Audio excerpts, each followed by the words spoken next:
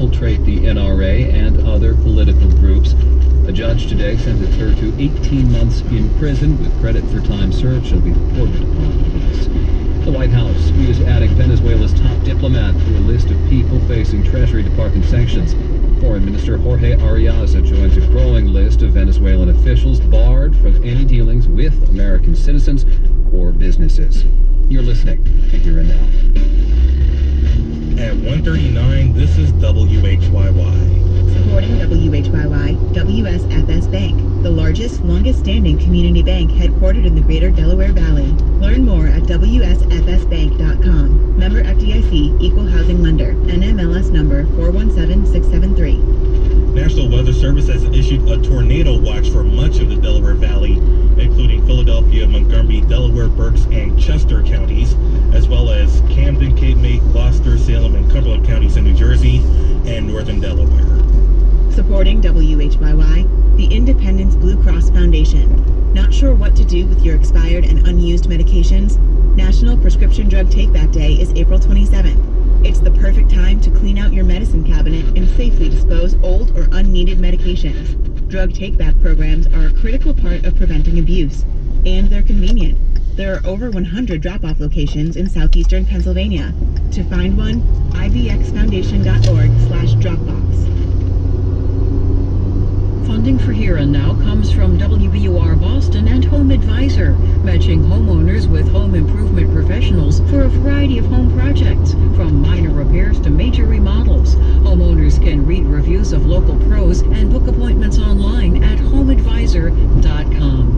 And Indeed, used by over 3 million businesses for hiring, where employers can post job openings, then use screener questions and an online dashboard to identify qualified candidates. Learn more at Indeed.com/hire. This is Here and Now. There's an advertising war already underway for the 2020 presidential race, but you won't see it on the traditional TV airwaves. In fact, you might not see the ads at all. That's because they are narrowly targeted ads appearing on Facebook and Google. Here Now media analyst John Carroll joins us with the details. Hi, John. Hey, John. So first of all, who is party organization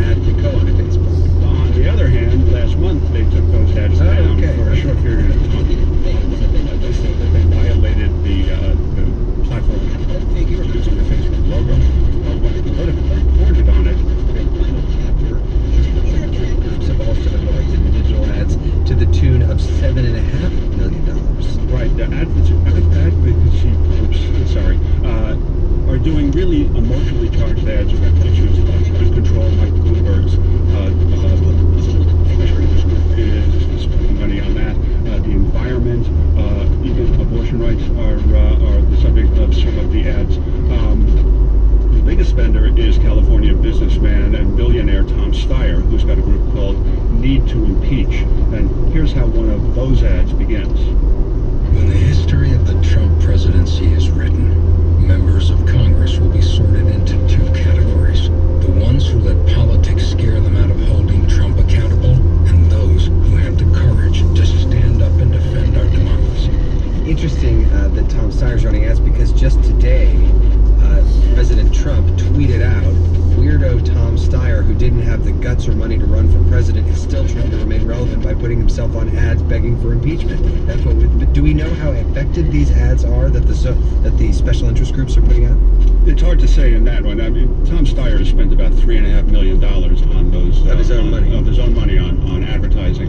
It's hard to say, but one of the things that you know for sure is that the targeting is really, really effective. So Donald Trump's 2020 campaign manager, Brad Parscale, has said that Facebook now lets you get to places that you would never go with TV ads. Now I can find 15 people on the Florida Panhandle that I would never buy a TV commercial for.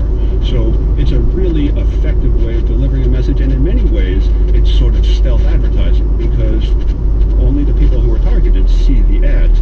I should add that Facebook has introduced an ad library this year, so you can go and see all the ads that are that have been sent out. And it's interesting, just plug in Donald Trump and you'll see dozens and dozens of variations on the same ad, using a little different language. There's different geography, and they can specify, what town you live in. I mean, a lot of it is really sophisticated. That's a very interesting point, that rather than buying ads in some big media market that you want to talk to, you can just go after the specific people in that market, and they may be no more expensive than the people who are in, let's say, rural Iowa. Yeah, I mean, these are really cheap and really cost effective, and in a way it's sort of the digital version of retail politics. The idea that you're going out and you're meeting people, you're contacting people individually, and you know something about them, and you can make it very relevant to them. What percentage of ads are going to social media? So, it used to be 5%. I think it's going to be up 35, 40% this time. 35, 40% of the money is going to social media ads. I don't know that for a fact. I think that's the way it's going to shake out. Donald Trump will probably spend even more. John Carroll, Here Now Media Analyst. Thank you. Thank you. Well, in New Orleans, the Jazz Festival turns 50 this weekend. It is the birthplace of jazz, the hometown of great musicians like Louis Armstrong and Irma Thomas. And many of them got their start in public schools. But since Hurricane Katrina, those schools have been run by charter organizations focused on boosting test scores in reading and math. Music isn't tested, and music education is not a priority in many of those schools. So now a group of veteran New Orleans musicians is trying to do something about that. Jess Clark from member station WWNO reports.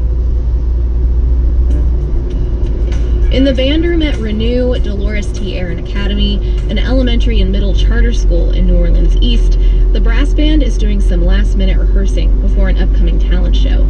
They're working on Two New Orleans, a local standard.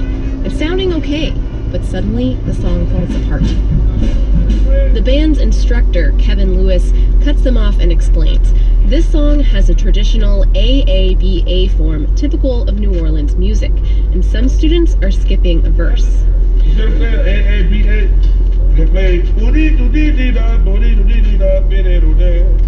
Lewis knows what he's talking about. He's a trumpet player with the world-renowned Preservation Hall Jazz Band. He's working with these students as part of the Preservation Hall Foundation's Teaching Artist program, which sends its musicians into public schools to beef up their music programs and teach New Orleans-style music. Lewis is helping out Dolores T. Aaron band director Andy Bauer. Bauer is from out of state and is glad to have Lewis's expertise. The kids need to learn from New Orleans natives. That's the way this music has always been taught. Bauer says since he started the band program a few years ago, he's constantly had to fight for more funding.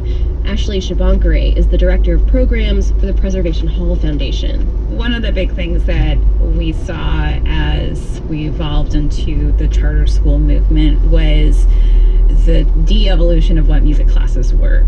Shabankare says after Hurricane Katrina, music education took a back seat as schools focused on boosting math and reading scores. Many schools have only recently added back music programs, but generally, school administrators aren't making them a priority, often pulling kids out of band class for testing or extra help in reading or math. I'm fortunate here that my administration is pretty receptive, but there's been a lot of fighting to get to that point. Statues that clap, so you watch the rest of the performance. The end of each performance, you clap, right? Music programs in many schools are stretched thin. Most don't have a dedicated band room or enough instruments, and the ones they do have are in rough shape. Some of the instruments Bauer and Lewis's students are using are literally duct taped together. This tuba solo, for example,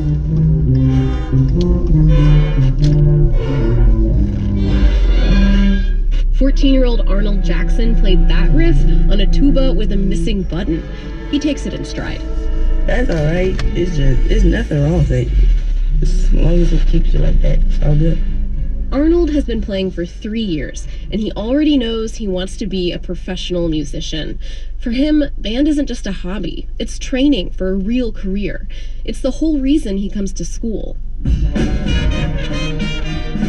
Arnold moves into position with the rest of the brass band for their talent show in the gym. The band brings a crowd of parents and students to their feet, despite the duct-taped mouthpieces and a few missing buttons. Trumpet player and instructor Kevin Lewis says struggle has always been a part of New Orleans musical tradition.